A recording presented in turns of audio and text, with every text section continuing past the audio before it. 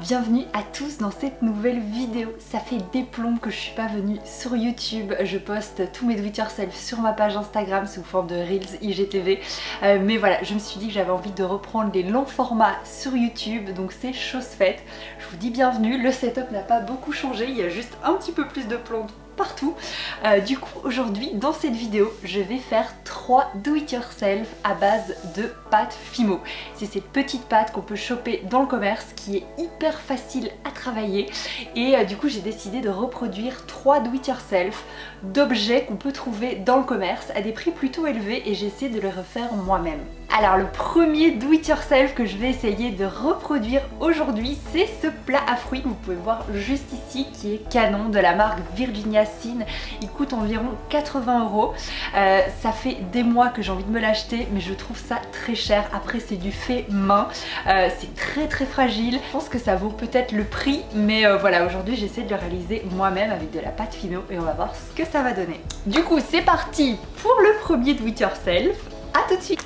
Alors pour ce do it yourself, je vais avoir besoin de pâte Fimo. J'ai pris de la pâte Fimo beige pour changer un petit peu.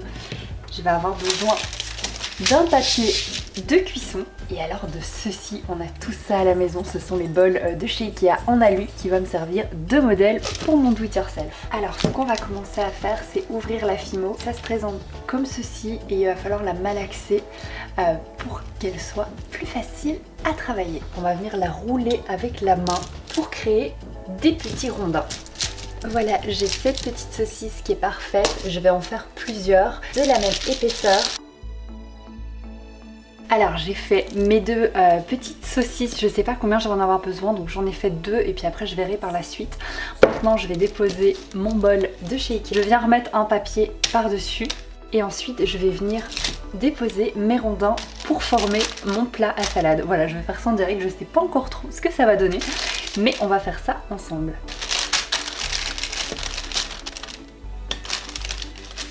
Alors je viens prendre un bol avec un petit peu d'eau.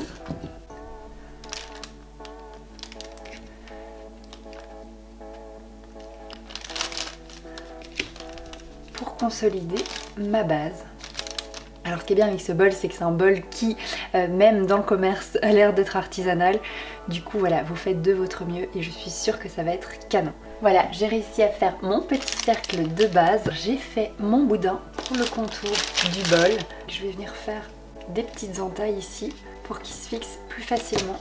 Et après, je viens travailler les deux bouts pour que ça ne fasse plus qu'un cercle. Ici ça va être le contour du bol. Alors ici ce que je vais venir faire c'est les petits boudins pour faire les bords de mon pot. Par la suite je vais venir le couper pour avoir la même taille. Voilà, j'ai mes 6 petits rondins, je vais les placer et ensuite je viendrai les fixer.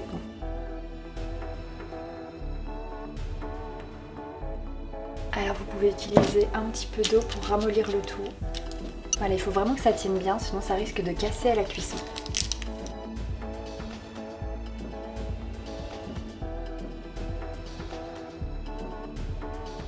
Bon voilà, j'ai plus ou moins réussi à tout mettre ensemble. Il faut un petit peu chipoter, c'est un petit peu compliqué, mais je suis sûre que par la suite ça va super bien donner. Bon, par la suite, quand vous avez fini de tout mettre ensemble, vous pouvez passer avec un petit peu d'eau mais pas trop parce que sinon ça ramollit la pâte pour rendre tout ça un petit peu plus joli et un petit peu plus clean. Je vais partir le mettre au four. Alors chez moi il y a écrit que je dois le mettre à 110 pendant 30 minutes.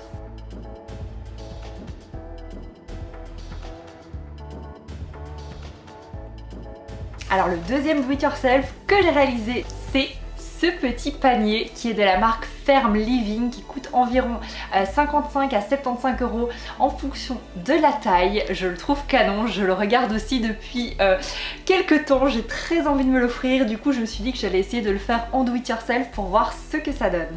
Alors pour ce nouveau do it yourself, on va de nouveau avoir besoin de pâte Fimo, on va avoir besoin du papier de cuisson, de quoi couper, de quoi aplatir votre pâte. Et alors ceci, moi je vais me servir de ça, donc c'est un truc qui vient de chez Ikea, qui est en métal, donc qui va au four pour ranger les couverts.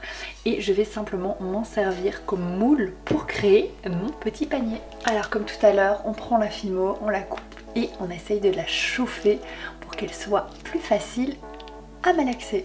Alors j'ai fait une boule avec ma Fimo, j'ai déjà mis mon modèle à côté parce que là ce que je vais venir faire c'est que je vais venir faire un rond de Fimo qui va me servir de base pour mon panier. Voilà, j'ai aplati mon rond, comme vous pouvez voir il a quand même quelques millimètres d'épaisseur, ça a plus ou moins la même taille que mon modèle. Je vais venir un petit peu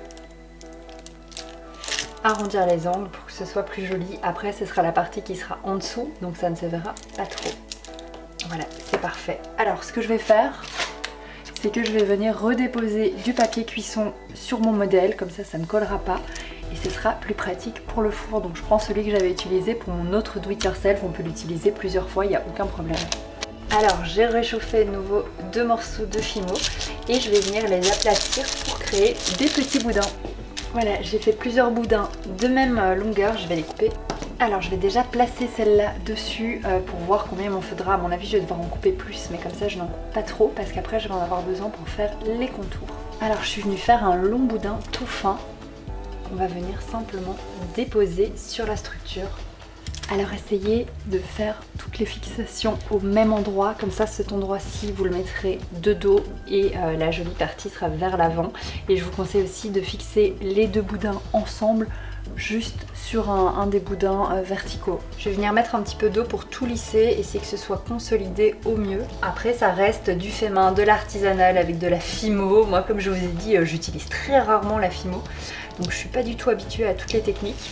D'ailleurs si vous avez des techniques spécifiques que j'ai pas utilisées, n'hésitez pas à me les mettre en commentaire. Je vais juste la retourner pour voir que ce soit bien consolidé partout.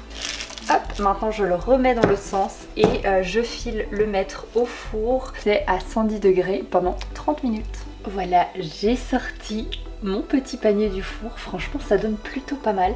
Par contre j'avais enlevé le papier de cuisson tout autour et franchement c'était une erreur. Donc voilà, si vous voulez reproduire ce do it yourself, laissez bien le papier cuisson sur les côtés également. Voilà, vous pouvez le rentrer vers l'intérieur et le coller parce que du coup moi j'ai galéré à le sortir. Si vous laissez du papier ça s'enlèvera sans aucun problème et franchement je suis hyper contente du résultat.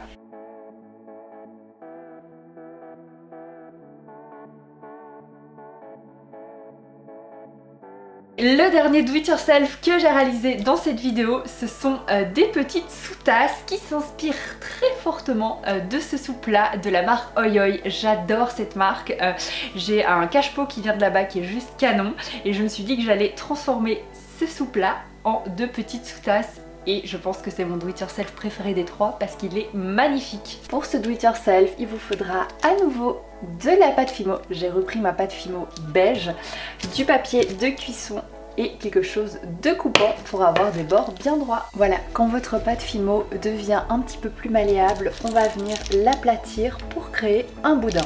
Alors je vais essayer cette technique qui m'a été conseillée par Amandine du compte Insta Cats Création qui m'a conseillé d'aplatir ma Fimo avec quelque chose de plat pour que ce soit plus régulier. Donc Amandine, je teste ton truc. Voilà, j'ai réalisé plusieurs boudins de la même épaisseur. Maintenant ce que je vais faire, c'est que je vais venir les assembler. Alors je vous montre directement ça. Moi je vais créer des petites sous-tasses en forme d'arc-en-ciel. Et maintenant je vais simplement venir couper le surplus. C'est canon, j'adore. Je vais faire un deuxième et puis je vous retrouve tout de suite que je vais venir prendre une pointe et je vais venir faire en sorte qu'ils collent bien ensemble. Voilà, je fais ça vraiment super délicatement. Voilà, la jointure est parfaite. Maintenant je vais les mettre au four à 110 pendant 30 minutes.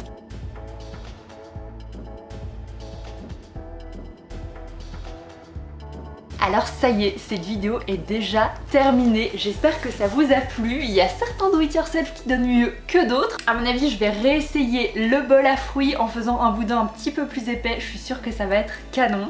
Dites-moi en commentaire lequel de ces 3 do it yourself vous avez préféré et lequel vous allez reproduire chez vous. Alors moi je vous dis, j'espère à très vite sur YouTube pour une nouvelle vidéo do it yourself. Sinon je vous donne rendez-vous sur mon compte Instagram que je partage ici en dessous. Je partage hyper souvent des petites stories super sympas, des bons plans déco, des do it yourself aussi sur Instagram. Comme je vous ai dit, je les mets en vidéo Reels, c'est des petites vidéos de 15-30 secondes, c'est super rapide à faire. Donc voilà, en attendant, je vous donne rendez-vous pour discuter là-bas.